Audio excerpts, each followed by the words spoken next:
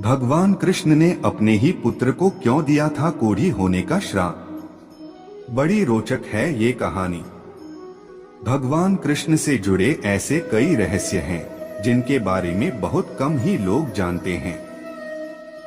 ऐसा ही एक रहस्य है उनके पुत्र से जुड़ा, जिसके बारे में कहा जाता है कि भगवान कृष्ण ने गुस्से में अपने ही पुत्र सांबा को कोढ़ी होने का श्राप दे दिया था।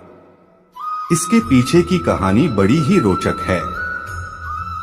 कहते हैं कि भगवान श्री कृष्ण के श्राप से मुक्ति पाने के लिए सांबा ने सूर्य मंदिर का निर्माण करवाया था, जो अब पाकिस्तान के मुल्तान शहर में स्थित है। इस सूर्य मंदिर को आदित्य मंदिर के नाम से भी जाना जाता है। वैसे तो श्री कृष्ण की कई रानियां थीं, जिनमें से एक जामवंत की पुत्री जामवंती भी थी। श्री कृष्ण और जामवंती के विवाह के पीछे भी एक कहानी है। पुराणों के अनुसार बहुमूल्य मणि हासिल करने के लिए भगवान श्री कृष्ण और जामवंत में 28 दिनों तक युद्ध चला था। युद्ध के दौरान जब जामवंत ने कृष्ण के असली रूप को पहचान लिया, तो उन्होंने मणि समेत अपनी पुत्री जामवंती का हाथ भी उन्हें सौंप दिया। कृष्ण और जामवंती के पुत्र का नाम ही सांबा था। कहते हैं कि सांबा इतना सुंदर और आकर्षक था कि कृष्ण की कई पटरानियां भी उसकी सुंदरता के प्रभाव में आ गई थीं।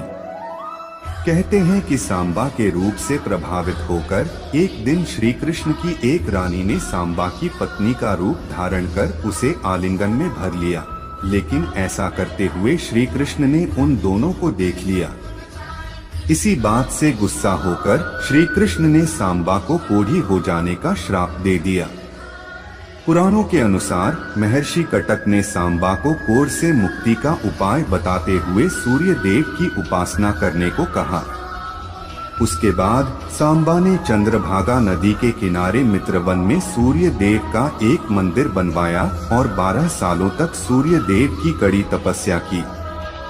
कहते हैं कि सूर्य देव ने सांबा की तपस्या से प्रसन्न होकर उसे कोढ़ से मुक्ति पाने के लिए चंद्रभागा नदी में स्नान करने को कहा। आज भी चंद्रभागा नदी को कोढ़ ठीक करने वाली नदी के रूप में जाना जाता है। मान्यता है कि इस नदी में स्नान करने वाले व्यक्ति का कोढ़ जल्दी ठीक हो जाता है।